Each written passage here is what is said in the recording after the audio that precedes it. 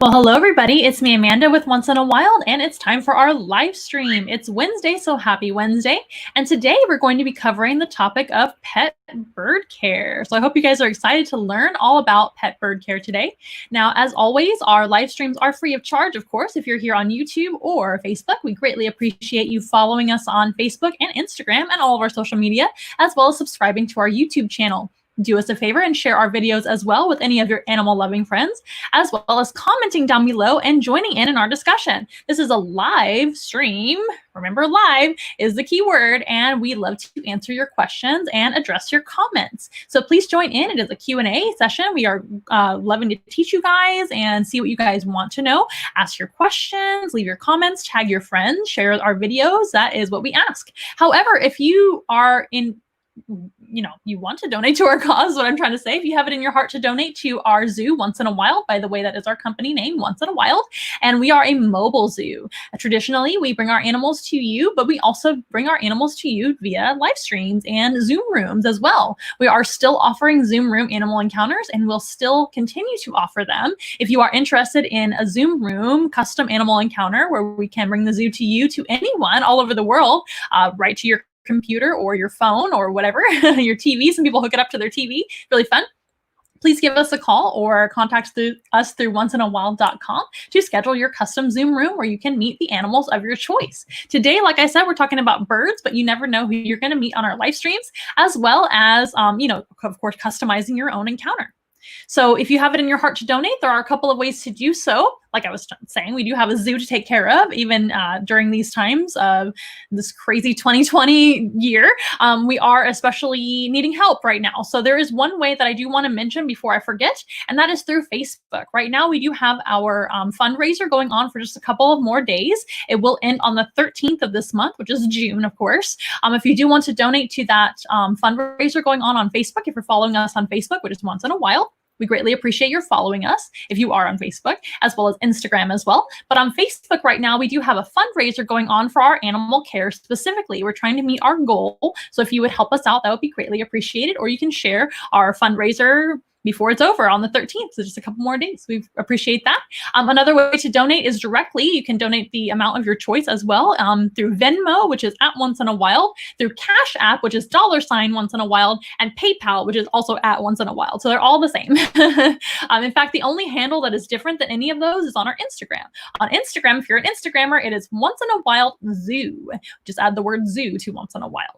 Now you can find all those links at our website, which is onceinawild.com, which also has one more way to donate, not just our fundraiser, the direct donations to Venmo, Cash App, and PayPal. We also have our Amazon wish list, which you can find at onceinawild.com. And if you scroll all the way to the bottom of that page on the website, you can find the button, which is a square button, which says donate, I believe, to Amazon. So it's pretty obvious. You can find it, I promise. And it'll take you to our Amazon wish list, and that has specific items which we've chosen for the animal.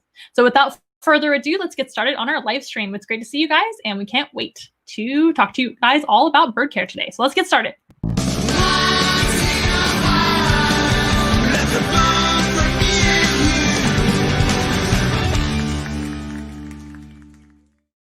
Okay, so you guys excited to talk about birds today?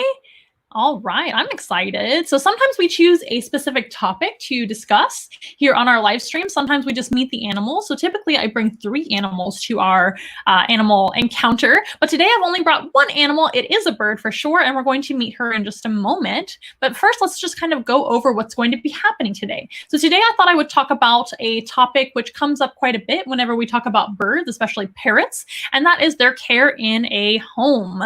So I know a lot of you already have pet birds of your own. And when I talk about pet birds, that could be a whole lot of different kinds of species, right? But the most common pet birds are, of course, parrots. So here's a photo right next to me of some parrots, and we're going to be seeing some photos of examples of things that I'm going to be talking about while we discuss. And these are 2 blue and gold macaws, by the way, just preening each other. When we say the word preening, that is when a bird grooms either each other, themselves, or you. If you're their caretaker or their owner, sometimes birds will try to preen your hair. They think that you have feathers, I guess, and they just want to have you involved in their flock, and that's one way they can bond with you. Let's see who's checking in so far. Hello, Ricardo, and hello, Donna. Nice to see both of you joining in. Feel free to share our videos and tag your friends in these videos so that we can share them with the most people as possible. So some of the topics we're going to be covering today, just to let you guys know what we're going to be talking about, pet bird care in general. So there's that, pet bird care right there. We're going to be talking about housing, very important to have a place to put your bird if you do have a pet bird or are bringing a pet bird home or etc. It's really, really important to have the proper housing. That might be one of the most important things to kind of situate before you bring a bird home or any animal home for that matter, right? So housing. We're going to be talking about diet, which of course is their food. Arguably the most important topic to discuss about parrot care and animal care. Enrichment, which we'll talk about what that is here in a little bit. Training. All animals need a little bit of training, but birds need quite a bit of training. Vet care and grooming. And I believe that is it. And then we'll kind of go overview a little bit too once we're done. How's that? All right. Thank you, Donna, for tagging your friends, like I said. And this is our new time, by the way. It is Wednesday. You might have been wondering, what the heck? You guys are usually here on Fridays and Mondays. Well, now we're moving to once a week, just on Wednesdays. We're going to be live streaming every single week at 3:30 p.m. Central Time on Wednesdays now. And if you miss our videos, that's okay. We always upload them to YouTube afterwards and to Facebook afterwards. And do us a favor and follow us on YouTube. That is pretty new for us. The more followers, the better. The more shares, the better. The more comments and the more likes, the better. That is how YouTube works. And we can get more attention, right? And more people will be reached by us. So let's go ahead and start our discussion. Let's just talk about parrots in general. Now, there are a lot of things to talk about with parrots. Let's meet a parrot, shall we? I do have 2 parrots here at Once in a Wild. Are you ready to come out? And while we're here, since we're just meeting the one animal, oh my goodness, if I can just do the first step and open the enclosure. Good job. This is Pikachu. You might have met Pikachu on a program in the past. She is a cockatiel. Her color is called Lutino, and Lutino is yellow with orange cheeks, as you can see. And you can probably tell why we call her Pikachu. She looks kind of like the Pokemon character, right? So Pikachu is a female. But if you know anything about Pokemon, Pokemon is gender neutral most of the time. So Pikachu works for either gender.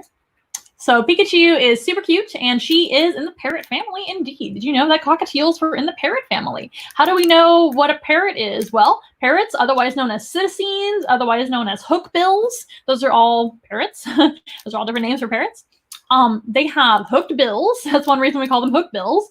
They have a curved beak with a sharp point on the end of it. It is very, very strong, almost like a wrench or some kind of pliers or tools. And that is because in the wild, these guys are primarily seed and nut eaters. And that goes for most parrots. There are a couple of exceptions out there in the wild, but 99% of them eat mostly, all vegetables, but they also eat seeds and nuts. And that is why they need that very, very, very strong tool, which is right on their face. It is, instead of a nose and a mouth, they have a beak instead. They have nostrils, which are kind of on top of the cere right here, which is their nostrils. This kind of parrot has a cere, which is the top part of their nose there, their snout or rostral area.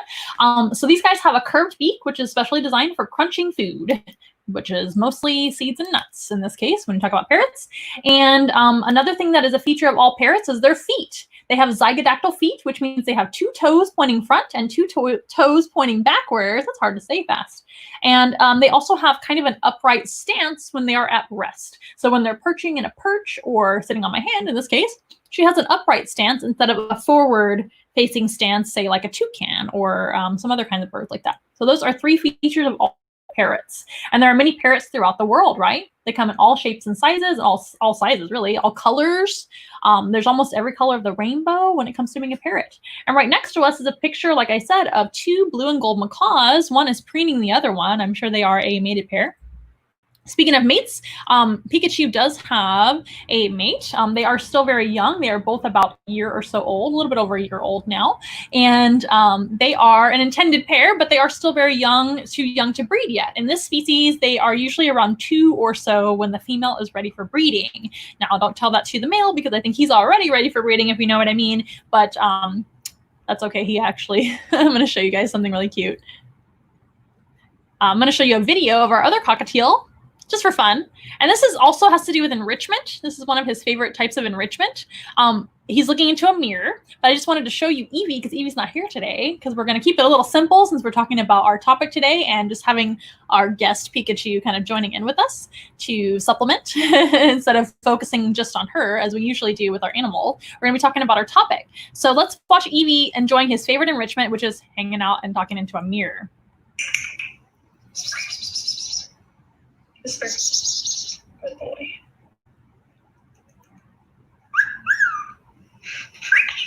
Oh, I have 2 Eevees. 2 Eevees. Uh-huh. Hi.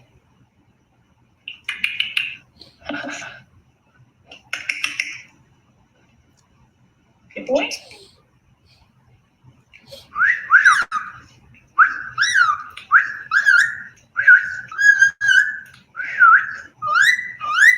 Come here. Come here. Yeah.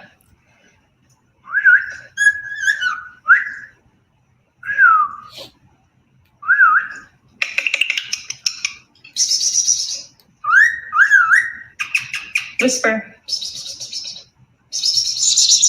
That's right. Oh, you're so good.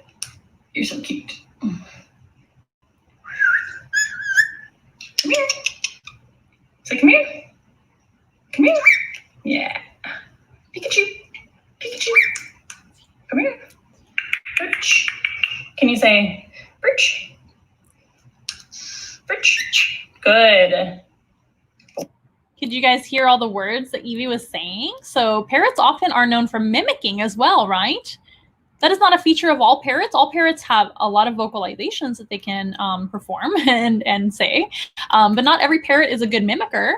Pikachu doesn't really mimic anything. She tries to whistle a little bit, some of the whistles that I try to get her to do, but she's a pretty quiet cockatiel. The females tend to be a lot quieter than the males in this species, so she's a little bit quieter. She does whistle for me, just like her normal wild call that she would do, and that's kind of like to find me, etc.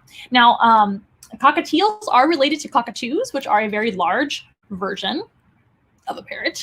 They're a very large species. Here's a little kind of chart of just a few different parrot species. When we talk about parrots, there are many, many different species of parrots. There are macaws, which are the largest of all parrots, and the hyacinth macaw is actually the largest species of parrot.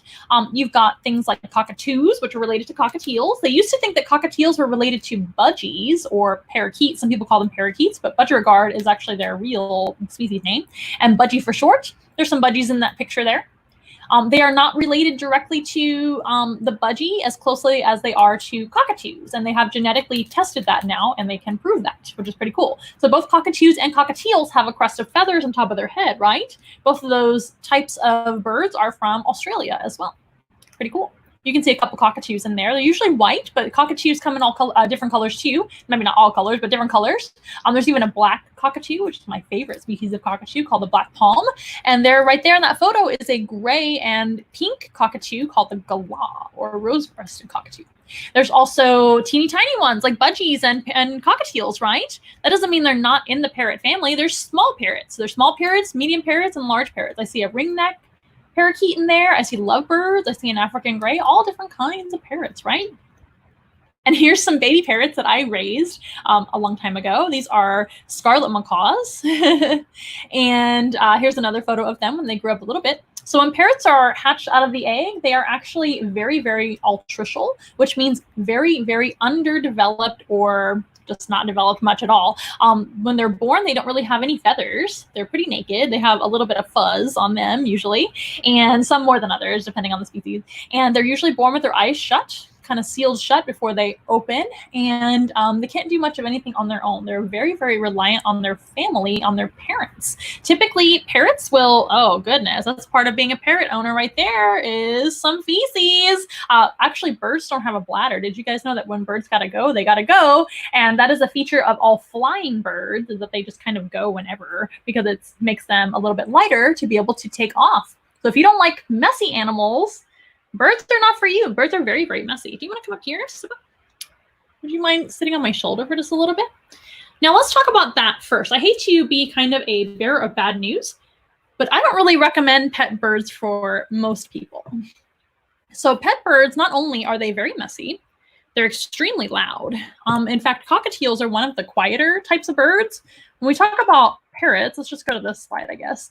Parrots in general are extremely noisy. For me, that is the biggest deterrent to, say, me not having more pet parrots in my personal life, or parrots in our animal collection here at Once in a Wild. Parrots are very loud. In fact, there are some species of parrots like macaws and cockatoos, which are as loud as a 747 jet. So an airplane in your house. So imagine an airplane in your house making all that noise, and you can't blame them for making that noise because that is how they talk. So that would be like you're just talking like this, like I'm talking now, and someone goes, "Hey, be quiet, you're too loud." And the other, you don't understand. That parrot doesn't understand. You don't understand why they're saying, "Hey, shut up." So that doesn't help, and that doesn't actually deter them, because if you yell back at them, "Hey, shut up," they're probably going to yell back at you, "Hey, shut up," because they think that that's your language and they're mimicking you, or they might just yell louder. So parrots are very noisy. If you have neighbors, please make sure that your neighbors are okay with noise. Maybe you have a good relationship with your neighbor. Maybe you're far away and you have plenty of land, etc. There are a few parrot species like cockatiels and budgies, or budgerigards, or parakeets, right? Parakeets. Here in the US, they call them that sometimes. But budgies are great pets, and so are great pets that don't make as much noise, is what I'm trying to say. They're quieter.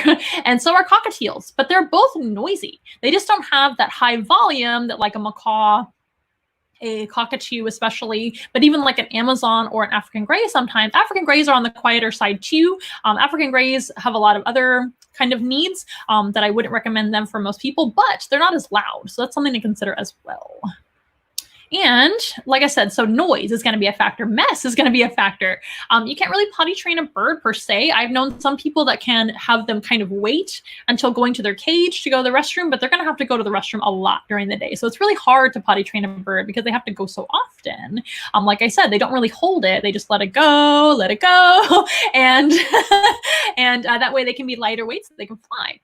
Another factor is flying. So if you're not okay with a flying animal, you probably shouldn't have a pet bird at all. All birds fly except for there's just a few that don't, like emus, ostrich, things like that. Have a pet emu. You might have a farm with emus on it, or ostrich, I guess, if you have a huge farm. Who knows? You might have ostrich. Hello, ostrich people out there. I'm very jealous because I love ostrich. But for pet parrots, in my opinion, you should leave them flighted if you can.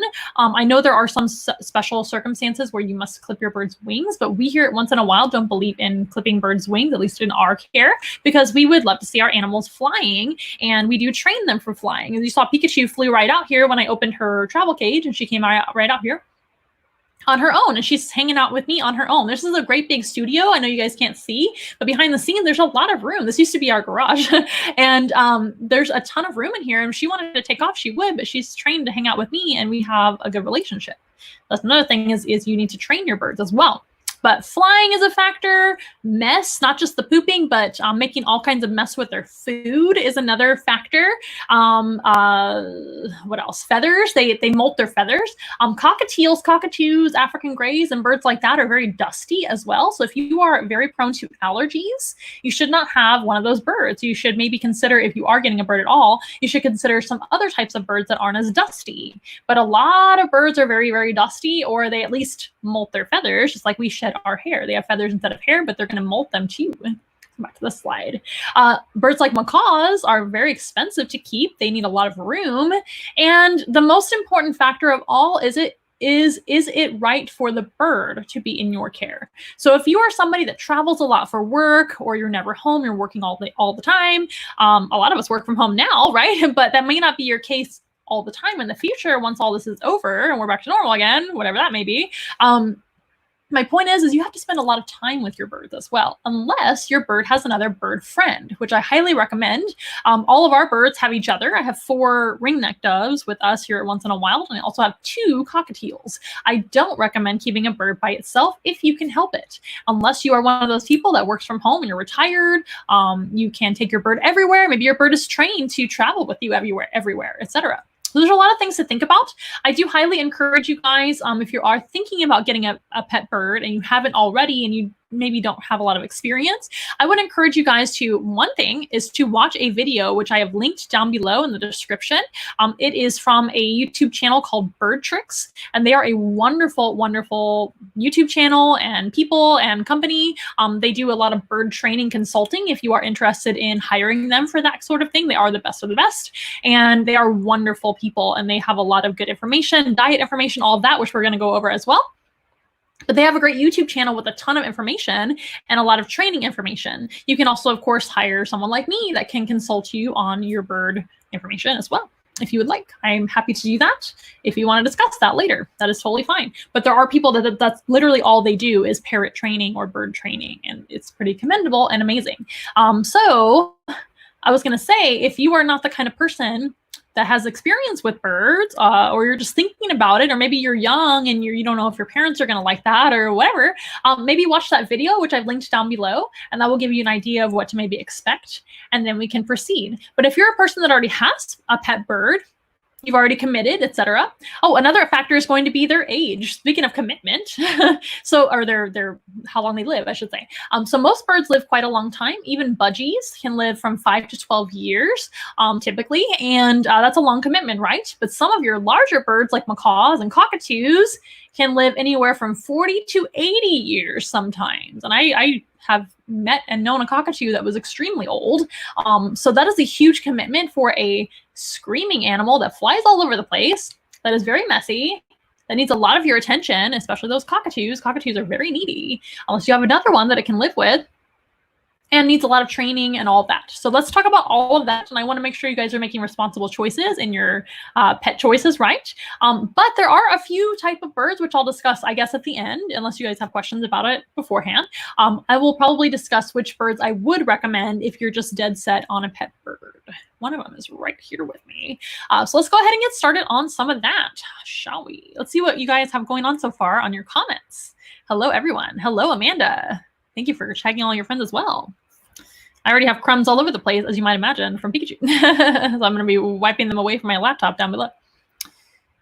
Such a cute couple, aren't they? Yes. So this blue and gold macaw, they were in, where were they? It was when we were visiting Monterey, I think, in Mexico, one of the zoos there. Pretty cool. So yes, let's go ahead and get started. I'm going to share another slideshow with you guys here in a moment. Be patient with me. We're going to discuss a lot of topics. Let's go through our topics again here. Let's see. I'm talking about pet bird care, of course. Let's talk about housing. What about that? So let's see here. What is housing? Well, housing is what you keep your birds living in. So that could be literally any range. Let's get to our slideshow here. Get ahead of myself here.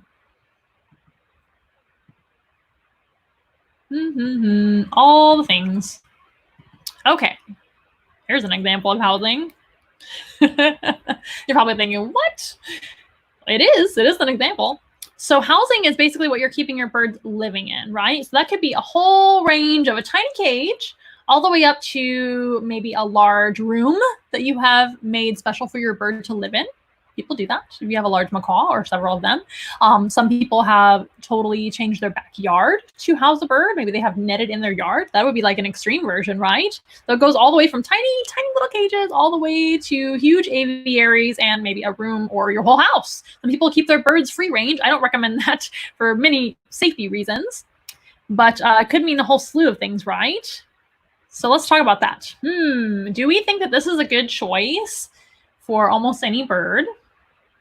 I don't think so. So when you're talking about keeping a bird happy and healthy and talking about a space they live in, these are some really bad examples. And these are pictures that I pulled up off the internet and cages that actually do exist, believe it or not. So here's a little finch in this cage. If you can even see it, it's so tiny. This finch is in there, perched there in the center, right to the left of, or to the left of the toy there, right to the left. To the left of the toy is a little finch in there, right? Do you think that that's enough room for that finch? Even though a finch is very tiny, it's smaller than Pikachu. So here's Pikachu, and a finch would be like this big. No, it's not enough room. So finches are almost never clipped on their wings. So, and I don't recommend that anyway. So you want them to be able to have space to fly around. So really, honestly, the bigger the better. So here's a tiny cage, which is a terrible example. Here is a conure, a green cheek conure, which is a pineapple green cheek. Wow, pineapple green cheek conure, which is a type of bird. The pineapple is the coloration that they come in the care of humans, just like Pikachu is yellow or Lutino. But this conure is like cramped up in this tiny cage, very inappropriate sized for any animal, in my opinion. Round cages are also not ideal because it's just a very strange shape to live inside of all the time. Imagine if you lived in this all the time. It would be total torture, in my opinion, especially if your bird is flighted. And they should be. They should be able to fly. Flying is a natural way of getting here to there for a bird that can fly.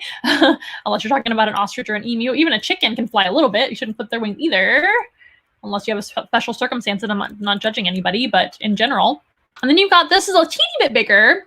Now, I would say for this budgerigard or budgie, I would say this is okay for travel. However, these perches are not okay. You don't want to use those just wooden dowels that most bird cages come with. Throw those away in the garbage because they are really bad for your bird's feet. So imagine if you're standing on something uncomfortable all the time. This is not comfortable for a bird to perch on with their feet. That is what they're standing on and sitting on all the time, especially if they're not getting out of their cage, which we'll talk about in a second. There's so many things to talk about, you guys, and I don't know if I'm going to be able to cover every last thing 100%, but I'm going to do my very best because I'm passionate about this. And if you guys have direct questions, let me know. But those wooden dowels are a unnatural shape. They're all uniform shape, and they can actually cause feet problems in your birds because they literally are holding their foot cramped in one position all the time, unless they're just hanging from the side of their cage, which is almost worse, right? So they're either hanging from the side, sitting on their food dish there, food bowl thing, playing with their toy and hanging off of that, maybe flying around a teeny bit in this cage, or with their feet in the same position. That can actually cramp their feet. It can give them all kinds of issues with their feet. You want to have natural branches that you can gather if you know what plants are safe. It's something to look up if you don't know what plants are safe and what trees are safe to make perches out of naturally. I do, but if you don't know, look it up first or have somebody help you that knows plants, and you don't want to have anything toxic, right, in your bird's cage. Or you can purchase perches that are more natural shaped and have like a varying degree of different shapes. And that way your birds are having different positions in their feet. Does that make sense? So you don't want them in one, it'd be like if you were holding your hands like this all the time, but they were your feet. They're not comfortable. So those wooden dowels that come with the little bird cages, if you have a small bird, usually it's a small bird cage, right? Those are very bad for your bird's feet. So throw them in the garbage. And this cage right here should only ever be used for traveling purposes. If you are taking your bird to the veterinarian or traveling with your bird, you guys are moving or something like that. This budgie could travel in this cage, but this is way too small even for this budgie, okay? You want to have enough room for them to fly around, especially if they're not getting out of their cage very often. Any bird that you have in your home should be getting out of their cage the majority of the day. They can sleep. There's my hand. Yes. They can sleep in their cage at night, their enclosure at night, cage or enclosure, whatever it may be. And they should be out during the day, either in their own room, which is what I do with my birds. They're all out during the day, as long as it's, I'm not vacuuming in there or something, and or cleaning in there, right? And then they go in at night, and they go in for their breakfast, and then they go in at night. So they wake up, eat their breakfast, they get let out for the day, and they go back in at night, eat their dinner, and they go to bed. That is the only time that they're in their cage, most of the time. Usually she's traveling with me on programs and things. She's such a good bird. So this is way too small unless it's just a traveling cage. I'm going to look at these other, see the wooden dowel in there, that perch that's in there, very, very tiny, number one. It's terrible. Don't use this kind of cage. It's very cute, and a lot of times these tiny cages are colored, pretty colors to look like toys or something for a child. Animals are not toys, and you should not buy a bird cage just for your child because it looks cute. Like I said, you can maybe travel with this bird in this cage, but that's about it. But those wooden dowel perches, that looks like a plastic dowel, but it might be wood, are very bad because they're all one shape. You want to have varying and different different degrees of width and everything, just like in the natural world, right? For their feet to exercise better. So all these have those kind of perches. It's terrible. I see a toy in each cage, which makes me laugh. So at least they put a toy in there. This one doesn't even have a toy. It's got water and food, I guess. I guess it has food and water, like the minimum, right? But terrible. Can you imagine if you were in this cage all the time? Any cage all the time is very, very mundane for birds that are so intelligent. Parrots are extremely intelligent. They need a lot of stimulation. So being in any cage all the time, let alone this tiny, ridiculous. Oh, there is a toy in there. I see it now. It's a swing. Excuse me. There is a swing and a toy in there with bells on it. Ooh, that makes up for that tiny. Ugh, terrible. But yeah, see how they kind of make them into pretty colors to be appealing? They're not great. And why the shapes too? So all these like little shapes, see here? I'm scrolling with my cursor here. Makes it look like a house or something, but why? And the round shape, like kind of a traditional pretty bird cage that you can hang for some reason, like a decoration. Birds are not decoration, they're living animals. And they're not toys. So here we go. This is a great cage, if I do say so myself. This cage is made for chinchillas and other animals like that. It's called a critter nation. You might be thinking, that's not a bird cage, but it can be. So this is actually what I have my cockatiels in. I will show you a video here in a minute. Hopefully you can see part of it. So there's a couple videos, so I'm going to show you those. And just for fun as well, Pikachu's in the videos. It looks like she's falling asleep already. Wake up. But this cage can be totally emptied out from those shelves and things. I took all the shelves out, which are removable, very, very easy. And I just put some packing paper at the bottom of it. And voila, you have a bird cage. I put some perches in there that are natural perches for them and hung some toys. Of course, they have food and water bowls and all the things that they need. And look how much room. So this cage is really, really tall. It's, I think it's with the stand, without the stand, I think it's 4 foot. I could be wrong. I forgot to do the measurements before I put it up here. It's an excellent cage for small mammals, for a lot of animals. Now with small birds, I recommend the Critter Nation, but with slightly larger birds, you could possibly do the Ferret Nation, but the Critter Nation is probably best anyways, just to play it safe all around if you have maybe a kayik or smaller. So kayiks, budgies can live in this, cockatiels, smaller birds like that, senegals, etc. I love that both of the doors, I don't know if you guys can see, but the doors open very, very wide on left and right, top and bottom. Remember that middle partition comes out. I just took it out. And so they have both top and bottom there to live in. That's lots and lots of room for small birds. And there's 2 of them in there in my case. Let's watch a video really fast. Let me see here. Let me show you. So here is, this will work. Make it bigger. And this is going to be when I actually first got my 2 cockatiels when we received them, and you can kind of see the cage there. I'm going to hit play. It's going to go very quickly, but there's a few videos I'm going to show you. But you can see how I emptied it out and instead set it up for birds instead of small mammals. It opens up. See all the enrichment and perching in there? Look at that. Good. There's Evie when he was younger. All the spots. So cute. And here comes Pichu. This is when I was first training them to fly to hand. But can you see that enclosure there? And I even put a perch on the outside so that way when they're hanging out in the room, they have their own room, which I do recommend, and I'll talk about why here in a little bit. They have a perch which can be moved wherever. You can travel with it or whatever. It's right here. Up here on top, if I move this away, see that? Up against the wall. And that you can move to the outside. That way they have somewhere to hang out on the outside. Some people also make all kinds of cool like jungle gyms and play areas on the top of your bird cage. That's a great idea as well. So you can kind of see that cage there behind them. But that is actually a Critter Nation cage, which again is made for like chinchillas and other small mammals and things. You can use it for ferrets too. Rats live in those a lot of times, and you can do all the levels for them. But I took the levels out, like I said, and the shelves out. They're easily removed. It's very cool because you can customize them however you want. And I was going to say, for small birds, you want to have the cages like the Critter Nation with the small spacing on the bars, because they can get their little heads stuck through like the Ferret Nation or the wider spacing bars. So you want to do your research on how small or large of a bird, what needs what spacing of the bars. That makes sense. So that's very, very dangerous, can be a hazard to them if you don't make sure that that's okay. So let me show you another video. How about that?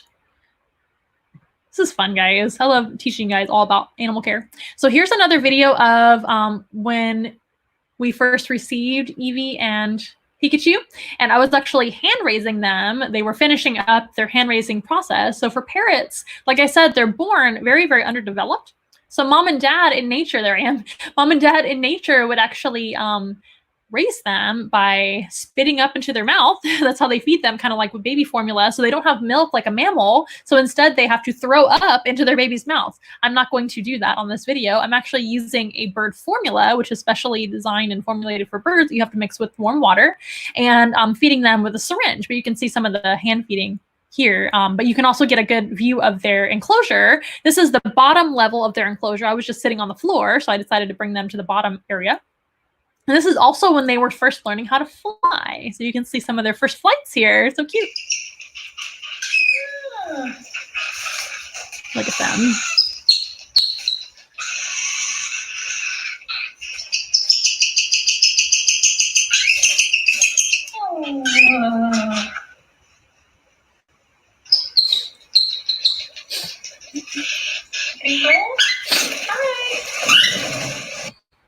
See that?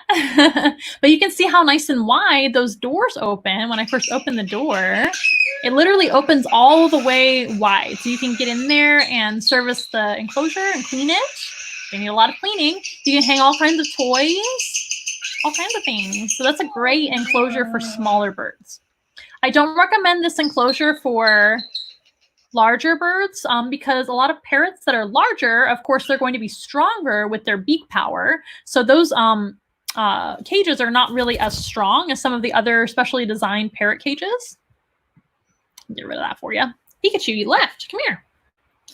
She's looking for crumbs because I did not keep feeding her. Come here, step up. So that's a great cage for smaller birds that aren't as strong as like a macaw or a cockatoo, etc. But there are other options, and I'm going to show you that. Don't worry, I didn't leave the larger parrots out. So here is something that I would recommend for like a macaw, cockatoo, etc. As you can see, it is very large. Now, this is only if you have the room to put it outside or you have just like a great big giant room. But those parrots do require a ton of room to fly around.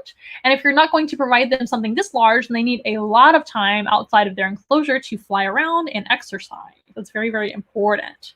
So those are some examples of enclosures that I recommend. Again, you want to do all of your research. You want to make sure that the metal that the cages are made out of are very, very strong and very, very safe. Not every bird cage is created equal.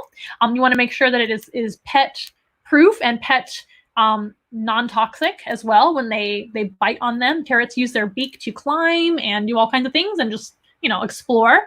So you don't want a metal that's going to be toxic. So you want to, especially purchase an animal type enclosure. You can also build enclosures if you guys are just really good at that, or you have a family member who's really, really good. But you want to make sure and have metals that are going to be strong, because birds like parrots have very strong beaks and they can escape if they break the wiring open. That'd be terrible, etc. So you just want to make sure. There's another hoop example for you guys. I caught it this time. It didn't land on me. When you have birds, after a while, you get used to when they're actually going to use the restroom. So what do you guys have to say? Hello, hello, hello. Abigail says, cool, we have a cockatoo, lovebirds, little conures, and black-bone chickens. We have a lot of birds, so you probably know a whole lot about their care as well. And again, I'm just talking about what I recommend.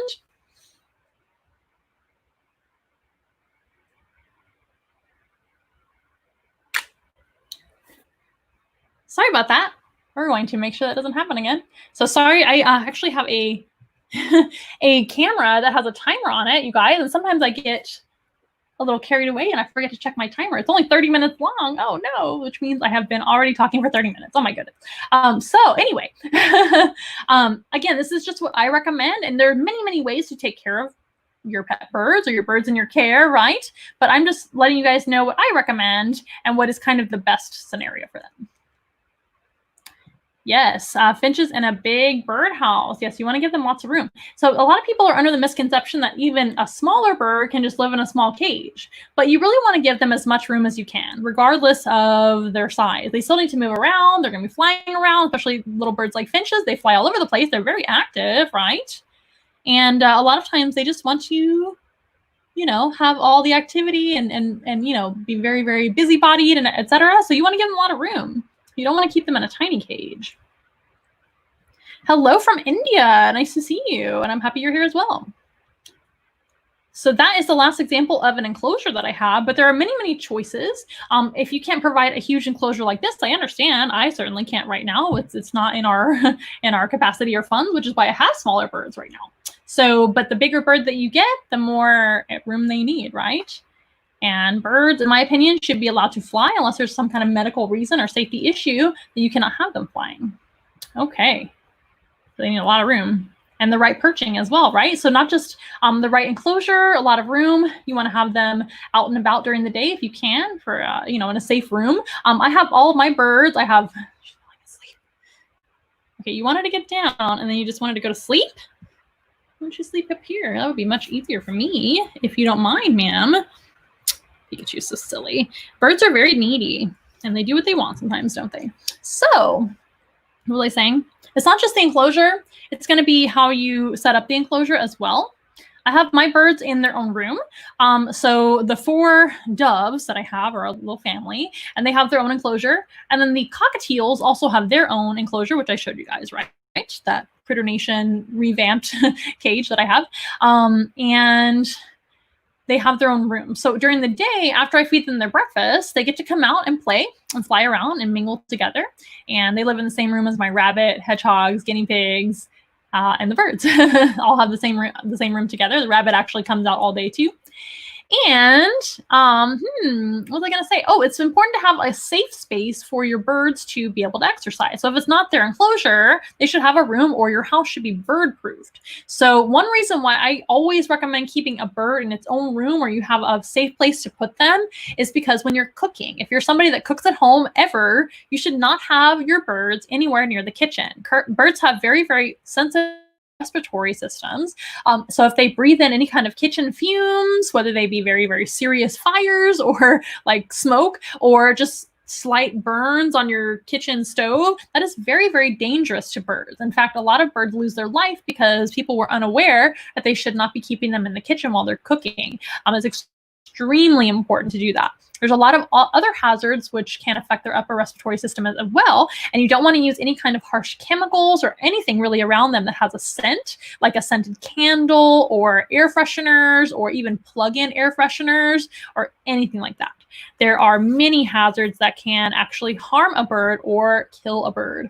When it comes to them breathing them in, they're sensitive to that. Birds actually have little sense of smell. Most birds have almost no sense of smell, but it still affects them by poisoning them, which is very, very serious. And I hate to be so dark, but you should know this. If you guys have birds at home or you have friends and family with birds, please don't keep them in the kitchen.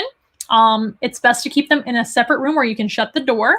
It is also best to not use nonstick or Teflon when you're cooking at all, because one little burn on that surface and it can bring fumes into the air, which can honestly kill your birds.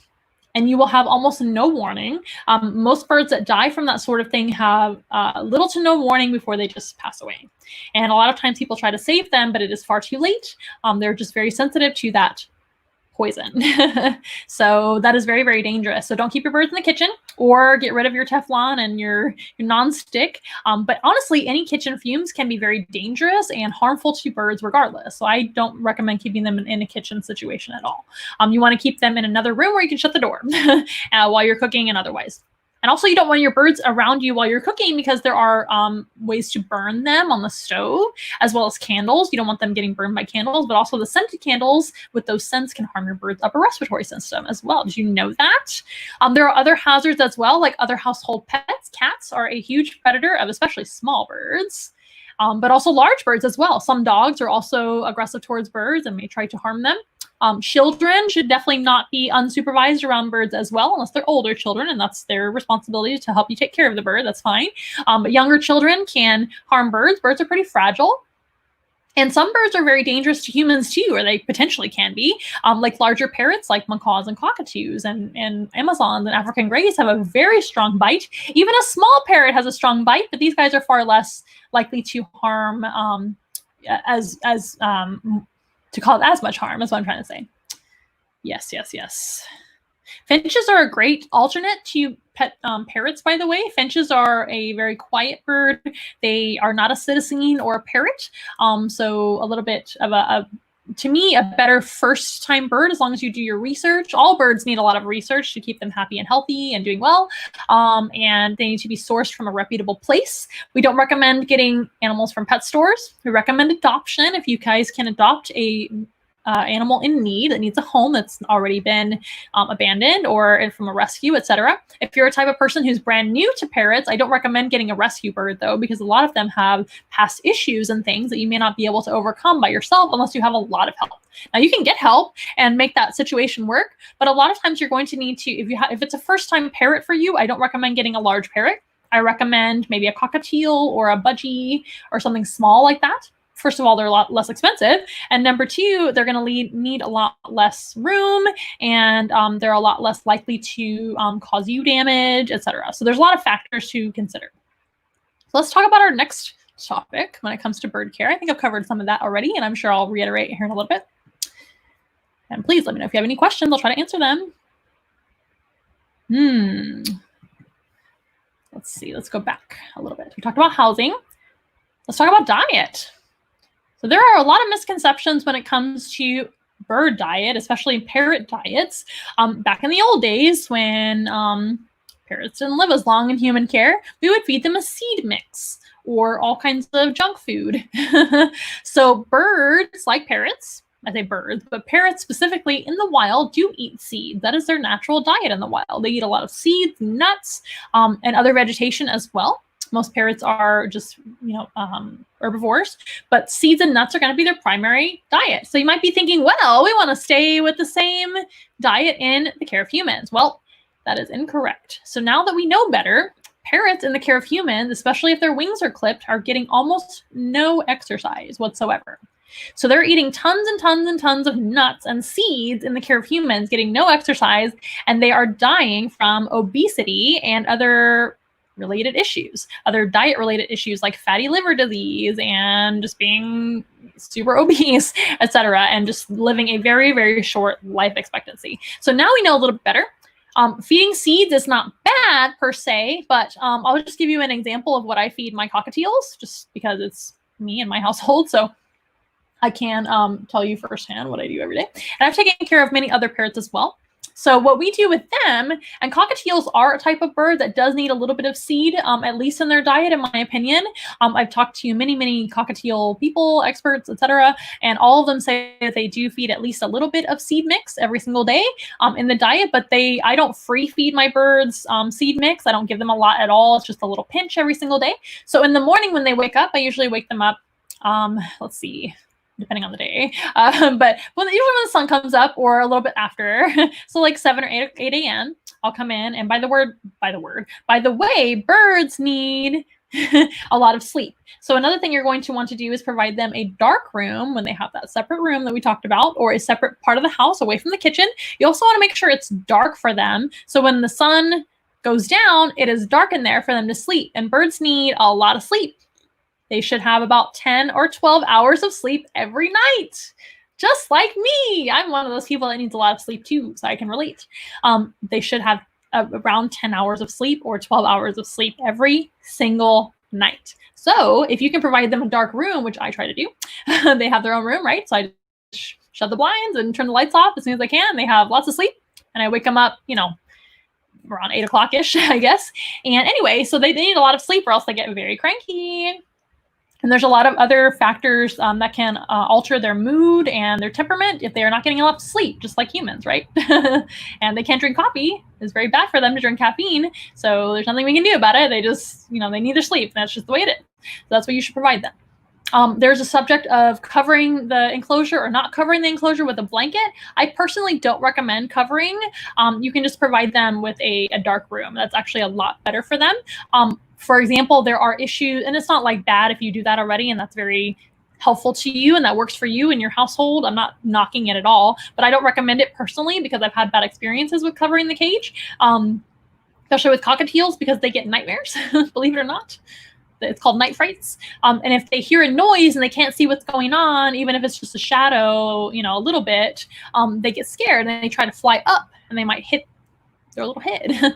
So I just give them a nice dark room. It works out perfect in my situation. So that's what I recommend as well. It's what I've never had an issue with nightmares ever since I switched over to that method, and it's been a lot better. So when on the subject of food, birds need a lot of sleep. Like I said, that's one other issue. There's a lot of things, guys, to talk about with pet bird care, isn't there? A lot. I might just do a part 2 later on. But and we're just talking about parrots. So seed mix is not necessarily bad. So what I do is when they wake up in the morning, I feed them vegetables, like greens, and I also give them colored peppers. I give them a little bit of sweet potato sometimes. I give them squash. They had squash this morning, yellow squash. So I vary it up day to day. A lot of parrots have to get used to eating vegetation if they're not used to it and they've only been on seeds their whole life. So this is for like a bird who you don't have to worry about converting diet over. So I feed a little bit of seed on top of vegetables in the morning. And when I say a little bit, I'm talking like a pinch, not too much at all, because you don't want to overdo it with seeds because again, they can cause a lot of obesity issues and fatty liver disease, etc., if they're only eating that all the time. But it's good for cockatiels and other smaller birds to have at least some seed in their diet because it's very natural for them, and they're an exception to the rule. With larger parrots, seeds can be given on a minimal basis as well as in training. If the larger parrot, like a macaw, is all about sunflower seeds or all about hazelnuts or whatever larger nuts they like, which they usually do, you can use that for training purposes, which we'll talk about. But a little bit of seed in their diet is okay, or none. You can just cut it out altogether if you want to, except for with budgies and cockatiel, I do recommend just a little bit of seed every day. So I literally sprinkle it on top of their salad that they get. They'll get salad, they'll get sometimes squash, sometimes peppers, sweet potato. There are some vegetables you should always avoid. Onions, tomatoes, and avocado are not good for birds, so you want to avoid those. And there are probably more. If you want to, I'll look it up for you later on. And do your research, especially. But greens are perfectly safe for them. Here's a good example of a nice little salad. I give them, like I said, peppers. They can actually have hot peppers as well. They tend to like jalapenos and chilies and things just fine. They don't really have a sense of smell, so their sense of taste is not the same as ours. So they can eat those things just fine. They like the seeds inside of the peppers too. Broccoli is another one they really like. So there's all kinds of choices. So I'll give them a little bit of veggies and just a sprinkle of seeds in the morning. And then once they finish their breakfast, they can come out for the day, or they can go on training sessions or animal programs. Like today, Pikachu got to come on animal program, but it was later in the day, so she got to play first. And then at night, I recommend using your bird pellet. So your very, very high grade, not colored. You want non-dyed, non-colored. So not your Fruity Pebbles looking bird pellets. Those are not good for your bird. They are full of sugar. And you'll also note, here's another sometimes brand that I use. So Missouri is fine. Rowdy Bush is honestly the best brand of bird pellet, in my opinion. It's very, very good for your birds. And Missouri are two examples of some very high grade. She's preening my hair, or maybe she's like, get it out of my face. I can't decide. She's like, where'd the hand come from? Those are two good examples of easily found bird diets that you can find at your local pet store, etc. There are other ones, but you want to avoid any of the colored bird pellets, which I know I used to use those back in the day because I was told that was good for parrots. It's really bad for parrots because it has a lot of sugar in it. And you'll notice, let's see, we got some seeds, just a little bit, remember, for the cockatiel, veggies, and pellet. So seeds and veggies in the morning. Pellets for training. She really likes her pellets the best. So we use that for training with our cockatiels. Not every cockatiel is created equal. Right? Every bird's created equal, right? Some birds will prefer, maybe they prefer vegetables for training. Maybe they prefer a sunflower seed for training, and that's fine for training. We just want to keep it to a minimum with the seeds, right? Vegetables, they can have all they want. You notice I didn't say any fruit. This is another training option for cockatiels and small birds, maybe even medium-sized birds, which is millet. Millet is a natural seed that they can also have in moderation. And cockatiels and finches as well tend to like it really well. You'll notice I did not have any pictures of fruit in there. You might be thinking, wait, aren't fruits and vegetables really good for you? Well, come to find out in more recent studies and research and nutrition studies, I already said that, fruit is full of sugar, as you may know, and not every fruit is created equal, but I do not feed fruit to my birds. Fruit can make them very, very obese. It can also make their stools very runny, as you might imagine. There's a lot of water in there. Nothing wrong with having an occasional fruit. I'm not saying fruit is bad for parrots. I'm just saying I avoid it because I know it's full of sugar. And I want my birds to be the healthiest they can be. And since they like vegetables just as much as they like fruits, like peppers and things, some vegetables have sugar too, like carrots. I kind of avoid those too, but they can have occasional carrots. That's fine. Everything's fine in moderation, you guys. As long as we're avoiding those toxic things like avocado, onions, tomatoes, etc. Tomatoes too high in citrus for them. Those things can be given, the other things can be given in moderation. That's fine. You can give their bird a little bit of apple. Avoid the seeds. Don't give them seeds. You can give your bird a little bit of pear, etc. Strawberry, that's fine, but you don't want to give them a plate of a big bowl of fruit every day. That is a lot of sugar. It's like giving them a whole bowl of ice cream, essentially, without the dairy. So it's not great for birds to have that much sugar. Okay. Yeah, fresh corn as a treat is fine. That's really good. And apples and grapes as treats is totally fine in moderation.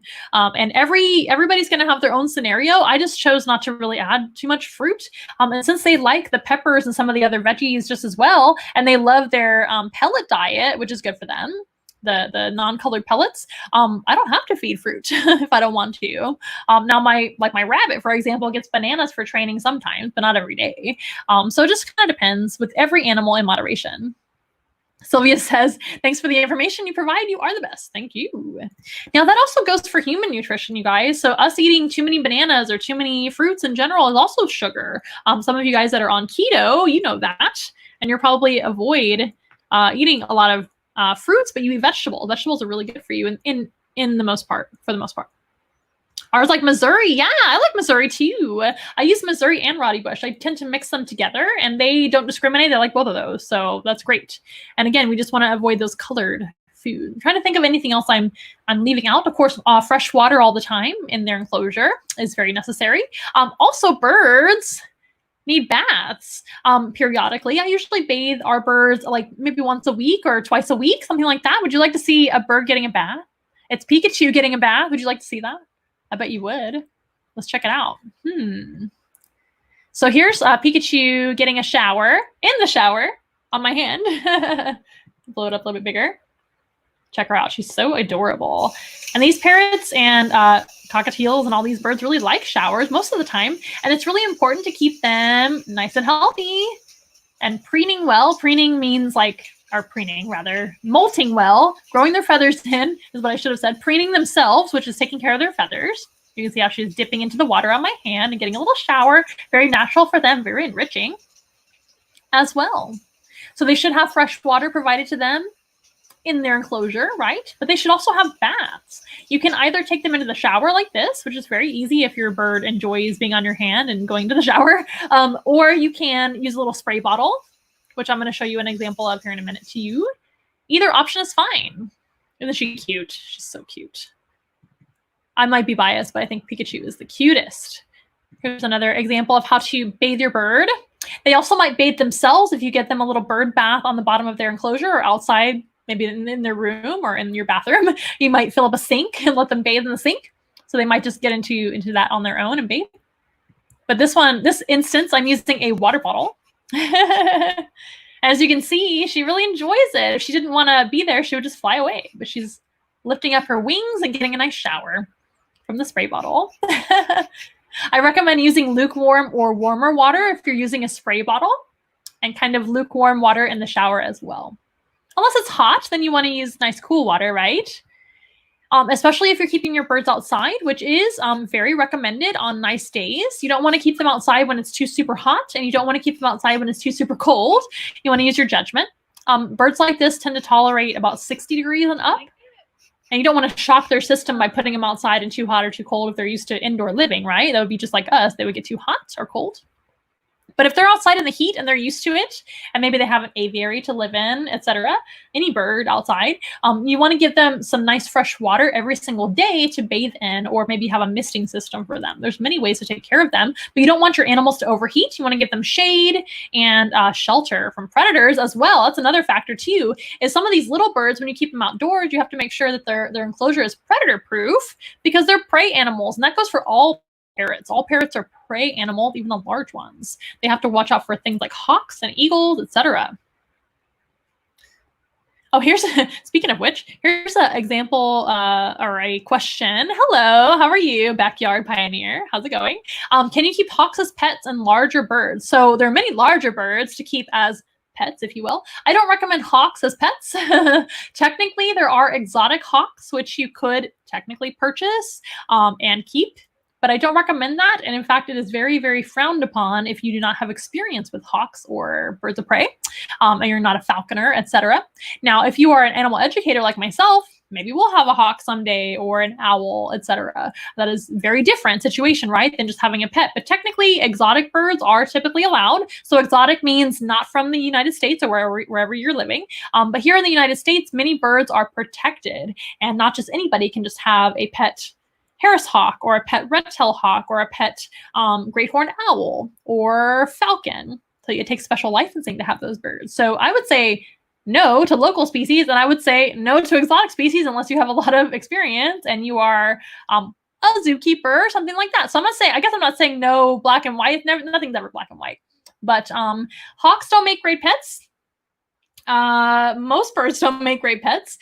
In my opinion, the best pet bird, like overall, is probably a chicken. And you probably think I'm really lame for saying that, but chickens are great pets. They're domestic. There's many breeds of them. As long as your neighborhood and your area allows chickens, get some chickens. You can keep them outside. You can have fresh eggs. They are wonderful animals. Just do your research on enclosures. Make sure that enclosure is nice and predator-proof, because chickens are prey, right? Even to humans. But my point is, you want to have a nice, safe enclosure for them, a chicken coop or pen or run for them. Yeah, there's a lot of research to be done and a lot of care to be done for chickens too. They need care too. They're not just like easy throwaway animals either. But they're probably the best pet bird in my opinion, because they're very docile and domesticated. But we're talking about parrots, aren't we? So let's see. What else do we have to talk about? What's our next topic at hand? We're doing really well, you guys. Let's see. So we talked about care in general. We went over the overview. And I keep rambling on and on about it, but it's very exciting to me. We talked about housing. We talked about diet. Let's talk about enrichment. Now, what is enrichment? Well, I'm going to tell you. So enrichment is, by the way, another subject that we covered not too long ago on one of our live streams. If you want to check out our enrichment live stream, you're more than welcome to go back and check that out. So enrichment can be all kinds of things. So enrichment is anything that can break up your animal's day and give it something to do. It can be a special way to feed your animal. It can be training. It can be toys. It can be time with you. It can be going somewhere else. Anything that's going to either promote natural behaviors and encourage natural behaviors, discourage bad behavior. So for example, you have a dog is chewing up your shoe, you give them a dog toy instead, and it chews on the dog toy instead. And that is their enrichment. That is that toy. That is a great example. Same thing with birds. Birds can be very destructive. Parrots are designed to destroy things, which is another factor in considering a parrot in your home, destroying your home and destroying your clothes and biting you, etc. They are very strong and have a sharp beak. So you want to give them something to chew on, especially when you have a parrot. So I like to encourage you guys to either make your own enrichment. You can use packing paper, cardboard boxes, as long as the stickers and tape are removed and they can't get stuck on the tape or tangled up in something. You can use newspaper. You can use pine cones. Man, you can use all kinds of things. And if you guys want to check out my enrichment live stream that we did a couple of weeks ago, that would probably be very helpful to go into detail. But here is an example of a natural wood and pine cone toy that you can actually purchase. You can build your own toys too. A lot of parrots. It's a combo word for you. A lot of parents, parrot parents, they make their own toys because it's a lot less expensive that way too. You just want to make sure and do your research on the materials you're using. You want to make sure they're safe for your animals, etc. So do all your research, learn all you can about all the animals in your care, right? Dogs and cats, everything. But birds too. So here's a natural toy that you can actually purchase already made for you. It's got pine cones and woods and things. It's a great chewing toy. They might even be able to crawl all over that if they're a small parrot like a cockatiel, right? You've got these kind of wicker toys with natural shredding material. They can just like go to town and shred it all up. They need something to do though, because they can get bored easily. They're very intelligent animals, and they are designed to just tear things up with their mouth. So it's just like a dog with no toys. I mean, they absolutely need something to do all the time. Here's a nice little natural toy as well with paper and kind of a, wicker ring that they can play with. So the reason I like the naturally colored toys is because in my experience, when you have the colored toys that have the dyes and things on them, most of those dyes that come on the toys are fine. They're safe per se, but I kind of question the safety of them because the dyes do come off when you spray them with water. So one time, Pikachu had a cute little green toy in her enclosure, and I went to give her a little shower, just like you saw me that one time. It wasn't that same time, but it was a similar instance where I was giving her a shower with a spray bottle, and some of the water went onto the toy, on the green toy, and the dye went onto my bird, and she's very light colored, and she got green all over her. And she was fine. Don't freak out. It washed off eventually, but it took some time. But for a while, she had like a little green beard, which was a little bit embarrassing. So I don't really go for those dyed toys. I tend to leave them with the uncolored natural, because they don't honestly care at all. It does not have to be colored at all. So might as well leave it off. So here's another example. You've got little coconut pieces there that are chopped up, and you've got wood and even leather, I think, on there. Obviously leather that doesn't have anything toxic on it, and all kinds of fun things. I think it's got leather strings as well to hang it up. So if they destroy it, they destroy it. That's what they're for. Just so you know, if you have pet birds, they will go through toys very quickly, especially the larger the bird, the faster they'll go through toys, and the more expensive your bird toys are for larger birds too. Aren't you excited? Larger birds are very, very high maintenance. All birds are. And then you've got fun toys that are especially made for puzzle toys. Now, as you can see, this Amazon parrot here, who is reaching out for this toy, which is really neat. I recommend these type of toys for African greys, for Amazons, and you could probably buy larger ones for macaws and things too. And even kayaks and other birds could probably use these. I don't know if a cockatiel would have any interest in this toy at all. Maybe they would. So I've never tried it with cockatiel, but as you can see, you can put food into these puzzle toys and let your parrots forage. That's another way that you can enrich them, is by feeding them a different way. You can create your own foraging toys, like a box with paper in it with their food inside of that. So they have to open up the paper and turn over the box to find their toy. That's a really cool way to do that. I personally don't do a lot of food enrichment because I use my food for training purposes with the birds, and they are not free-fed. So this is like an instance when maybe you have a single bird and you have to leave for the day for work. You want to give them something to do to be able to entertain themselves, instead of just feeding them in a bowl and they eat all their food and it's all gone, and then they're just sitting there all day like, well, I ate my food. What else am I going to do? So this promotes natural behavior. Not only does it help them to use their intelligence to figure out the toy, and you want to be switching out those toys, not the same one every day, because they'll figure it out pretty quickly. But as you can see, these parrots are very high maintenance, and they're a big responsibility. They're very intelligent. They need something to do all the time. It's like having a child that's like an alien, a totally different language, totally different everything. So that's another issue with them. You can have behavior issues too, because it's hard to communicate with another species that's so intelligent. But anyway, so you want to switch up those toys, etc. And so this would be something to give them basically a longer length of time. It's going to promote that natural behavior like they would have in the wild. So you might be thinking, man, that's kind of mean not to just feed your bird its food. It's hungry. Let the bird eat now. But it's actually the opposite. So out there in nature, these guys are going to be foraging. And when I say foraging, that means that they are going up into the trees and looking for food to eat, like seeds and nuts in the trees. They're looking for fruit, looking for vegetables. They might be on the ground foraging for grass seeds. That's what this species does. This species is from Australia, and they go to the ground most of the time to find their seeds, and they might find them in the trees as well. But my point is that they're going to have to fly around. They're going to have to look for their food. They're working for their diet, right? That's going to be burning a lot of energy, a lot of calories. Their food is going to last all day long. So a normal parrot wake up in the morning in the wild. They're going to forage all day long. They might be taking care of their babies or whatever is going on in their life. But in a normal day, they're going to be foraging, looking for food, looking for water, looking around for danger, and then they go to sleep at night. And that's going to be most of their day. So you want to give them, in the care of humans, a lot more things to do because you're kind of mimicking the wild in that way. Does that make sense? I'm going to check my camera's timer really fast before I do what we did before. So glad that I did. So that is one really kind of creative and newer way.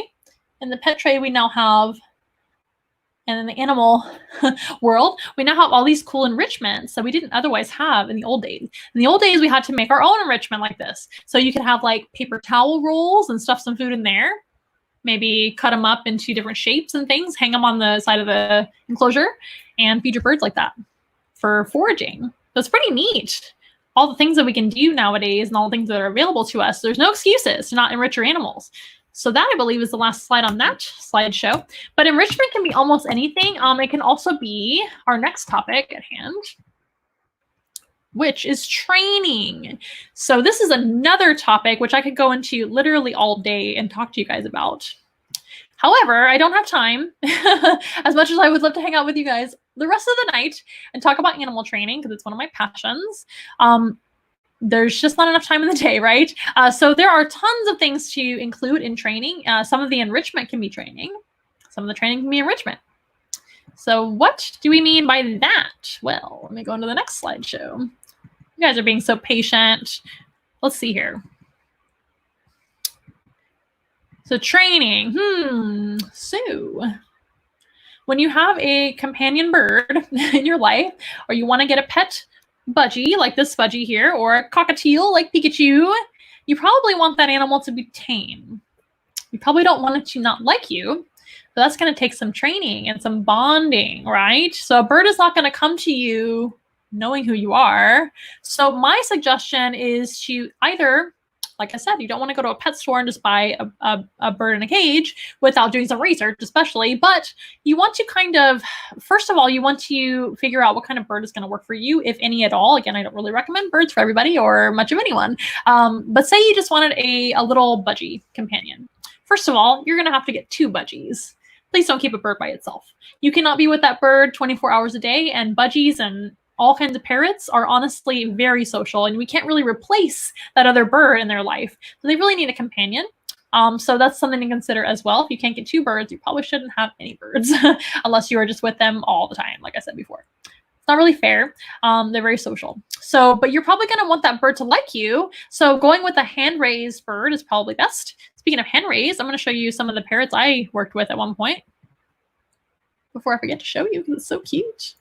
Here's a little video of some baby parrots. There is a pretty much naked baby parrot there near my hand there, and it is a blue and gold macaw with some of those scarlet macaws that we saw before. So let's watch that really fast before I forget. So these are hand-raised parrots that I was hand-raising myself. See how tame they are?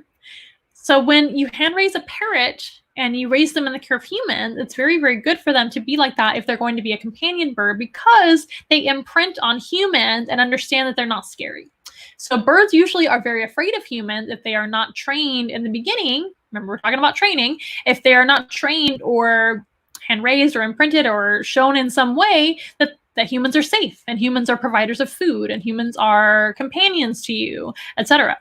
Now, I'm not saying that hand-raising doesn't have its issues as well, because some birds imprint too much on their owners or on their caretakers, but that's a separate issue.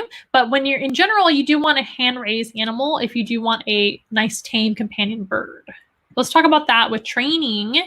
If you don't have a tame bird or a hand-raised budgie or something like that, or a cockatiel, it's going to be very, very hard for you to tame that bird. So I do highly recommend that if you're going out there and getting a budgie or a cockatiel or 2 of each, right? We want to have 2 of those is your goal, so they can have a friend.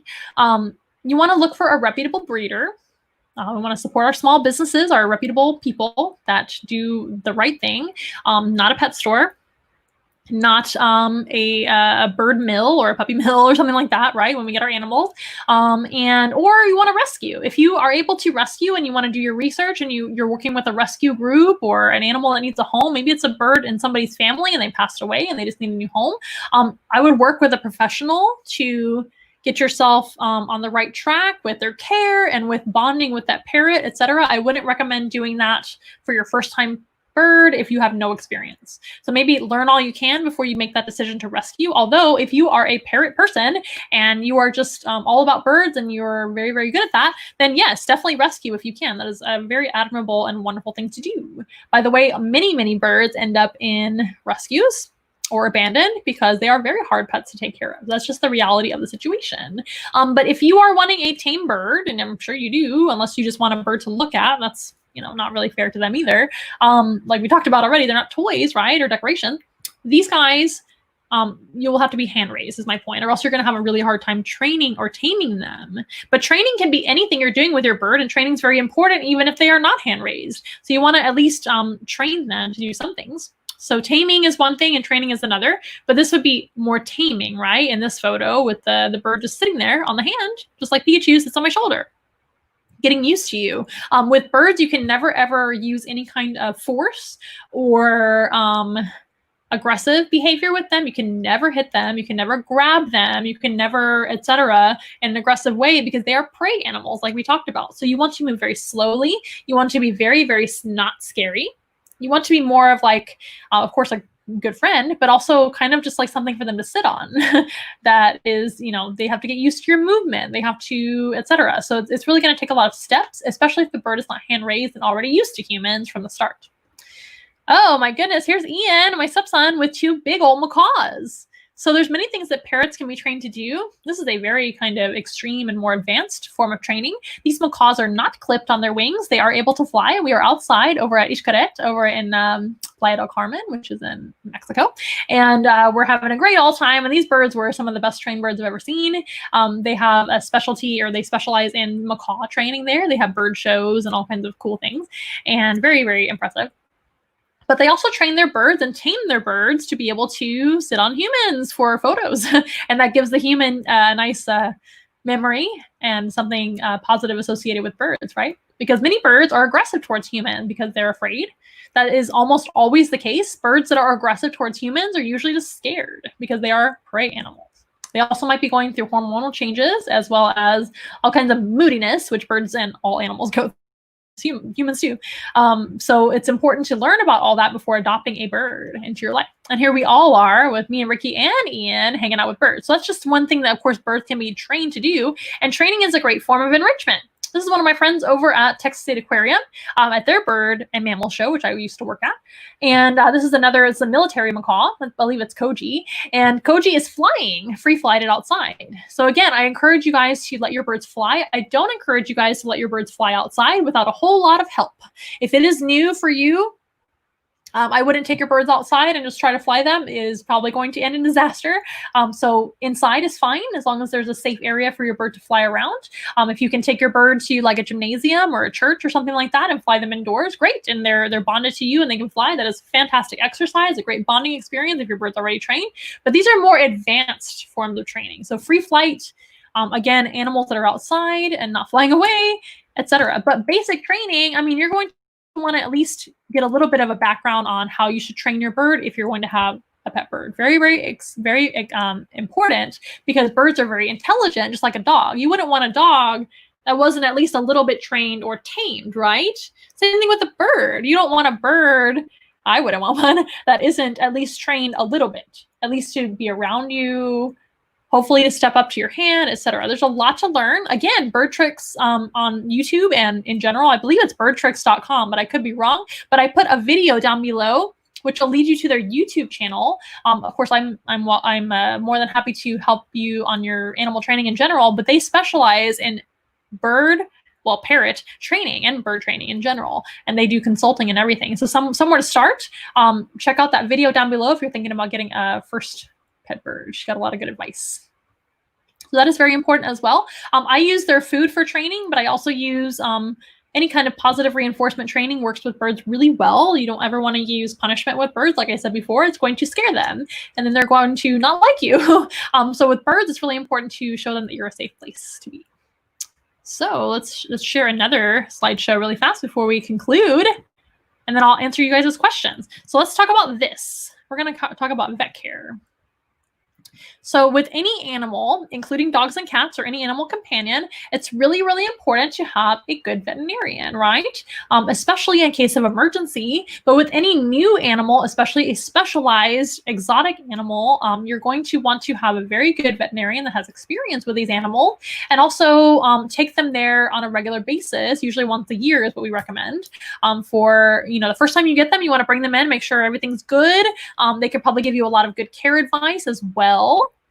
And you can get them started out on a healthy start. If you have a very, very good avian vet, they might be able to also recommend diet information and housing information and toys, enrichment, training, all of that. They might be able to help you out with that as well.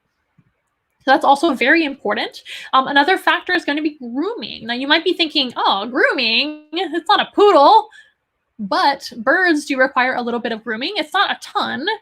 They do molt their feathers and shed their feathers quite a bit and regrow their feathers just like we regrow our hair. However, birds do require nail trims and periodically. So I do trim my own birds' nails myself because I have a lot of experience doing so. But if you have never done it and it's your first bird companion, I don't recommend doing that by yourself because you might clip them too short and they can actually bleed. And sometimes when a bird bleeds, they're not a very big animal, especially a small bird. And in general, a bird is very lightweight. So bleeding a little bit can be very serious for a bird. They can actually pass away from that. So you want to learn first how to do that. And also a bird periodically needs its beak trimmed if their beak grows too long. So the beak is kind of like your fingernails as well, made out of keratin on the end there and on the outside of it. And they can grow too long. So if your parrot's beak is growing too long from, maybe they're not chewing enough enrichment, maybe they're not eating the right foods, or maybe it's just one of those birds that has a very long growing beak and it happens, you're going to have your veterinarian or a bird specialist trim the beak for you. I do not recommend doing that at home as well. Now, there are other things that you can use inside of your bird's enclosure to help them keep their beak and nails filed a little bit. Some are special rough perches, like sandpaper perches. There's nothing really wrong with those rough perches, but some birds don't like them. My gray cockatiel Evie does not like them. Pikachu will sit on anything and go to anyone and is perfectly content to go anywhere and is just a happy-go-lucky. I mean, she's sleeping right now. She's super chill. But Evie is very nervous around new things, and with the sand kind of rough perch that I put in there, he doesn't like it. So I don't know if he's really going to use it to file his nails that much. So I just go ahead and trim all of their nails, both of their nails, and my doves as well. But I have a lot of experience working with birds for a long, long time. So I don't recommend doing that if it's your first time doing that. Okay, we want to find a professional to teach you first, and maybe they can teach you little by little how to do it on your own. Another factor to consider with grooming your bird is you're probably going to have to hold them still unless your bird is just fantastic and maybe a larger bird and will put its foot up and you can trim its nails. I've definitely seen it done, and I've done it myself on some birds that are just really well trained, but you have to work up to that and they still need a nail trim. So you may not want to be the one yourself that's holding your bird, especially if it's a new bird, because they may not forgive you after that because you're holding them still and they might be scared. And you want to cover them up with like a little blanket so they can't see and they just calm down. But there's a lot of things to consider. That's what I do at home, like I said, but I have a good relationship with my birds, which is your number one priority with a new bird, is having a good, positive, safe relationship with them.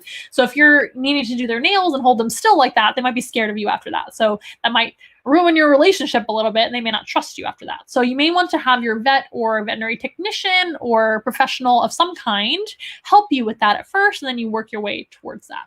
There's a lot of different spectrums when it comes to how you handle all those things. That's very important to at least have a veterinarian on hand, not only to groom your bird, but in case of emergency, and also to give you your wellness exam.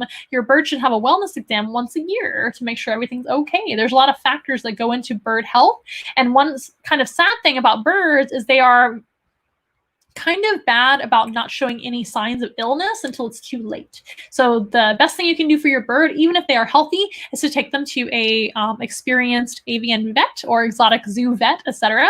And that way they can check them out once a year, maybe do blood work periodically, etc. So what questions do you guys have? I think that's the last thing I wanted to talk about. I'm sure I could talk forever about all of this.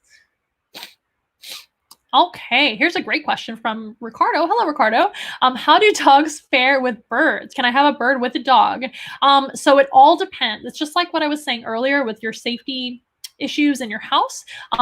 House is typically pretty safe for a bird, but you have to worry about all kinds of factors like ceiling fans. Ceiling fans should be always off when you have your bird flying around the house. Again, I recommend letting your bird fly because it's natural for them. It's their locomotion. That's how they get around. But you want your bird to get used to the room, etc., and not to, run into things like a ceiling fan. So you want to have the ceiling fan off because that can really hurt your bird. Another thing is going to be other household pets. I would never, ever recommend having a dog and a bird just like playing together unsupervised. Some dogs and some birds get along great. I used to raise baby macaws and other birds in my house and had other companion birds in the past. And I had great dogs that would never mean any harm to them, but I would never leave them alone together unsupervised. That's just not responsible. Something could go wrong. Your parrot might bite your dog and then your dog just retaliates and then something happens. So not really smart. Cats especially are perfect predators for birds. They can literally get a bird in the blink of an eye and they are amazing predators and cats are great. Love cats, but I don't leave cats alone with birds either. Also the saliva on especially cats is very, very, has a lot of bacteria and dogs too, sometimes too, depending on the dog, I guess. Cats especially have a ton of bacteria in their mouth. So even if they just give your bird a little lick or a nip and it wasn't that serious, they can still cause a lot of problems just from their bacteria in their mouth. So that's another factor to think about with your other animals in your home. Even birds and birds together. So you wouldn't want to have like a macaw and a cockatiel living together unsupervised. They shouldn't be in the same cage together. You want to have birds that make sense together, living together. And sometimes birds don't get along. There's sometimes dogs don't get along, right? Dogs are very social. Usually dogs get along great with each other in the same household when they're used to each other. But sometimes animals fight. And so you should always use your common sense. I don't recommend keeping dogs and birds together unsupervised. But that being said, it depends on your dog and how well behaved your dog and your bird are. That was a very good question. Neat photo. Thank you. This is probably very late and I don't know which photo you're talking about, but thank you very much. I have so many very cute emojis. Love it. Well, you guys have been fantastic. I know this is our first day to come back on a Wednesday. I'm going to get rid of this vet care photo, I guess. So I know we're changing over to Wednesdays, so I do expect a lot of these views for this video to come later. If you guys have any questions, go ahead and leave a comment down below and I'll try to get back to you in the future. If you're on YouTube especially, please leave us a comment and like the video and subscribe and hit the bell and all those things to help us out on our new YouTube video. If you like what you see here and you want to donate to Once in a Wild Zoo and you want to help out all of our birds and other animals that we do have about 70 animals in our animal ambassador team that need a lot of help with care and enrichment and all kinds of food and things. So we do have our Amazon wish list. I almost said animal wish list. Amazon animal wish list over at onceinawild.com. If you go to our website, onceinawild.com, you scroll all the way down to the bottom and hit that button that says donate to our wish list. I think that's what it says. It says donate to something. And it's a big box. You can't miss it. And that will take you to our Amazon wish list. That's where you can pick out enrichment items and food for our birds and other animals that you would see here on our live stream. Sorry, Pikachu. She slipped. She fell asleep and slipped. I might have moved a little bit too. That's one way you can help us out. Another way is by donating directly to us. First of all, we do still have our fundraiser going on Facebook. If you follow us on Facebook, Once in a Wild, you will see that we just have a couple more days on our fundraiser going on, which has been doing really well. Thank you to everybody who have already donated. Thanks to our family, friends, and followers for helping us out there. But we just have a couple more days to meet our goal, which is really exciting. So if you want to donate there, you can do so. Another way to donate is also via Venmo, Cash App, and PayPal. Those are ways you can also donate an amount of your choice if you would like to. Thank you for everybody for joining in today. It's been a little bit of a different kind of presentation today, hasn't it? And I'm sure I could cover a lot more topics when it comes to bird care. I hope I answered some of y'all's questions if you had any. And I hope this helps out everybody over on YouTube and Facebook in the future when this video gets posted with your bird care. And again, if you guys have any questions, concerns, or anything, leave a comment or contact me directly by texting or calling me, my number down below. I hope you guys have a wonderful rest of your day, and we'll see you next week right here on Facebook and YouTube for our future live stream coming on Wednesday at 3:30 p.m. Central Time, I believe. And let me get situated here, and we will see you guys next time. We are nothing close to ordinary, but we love to be your friend.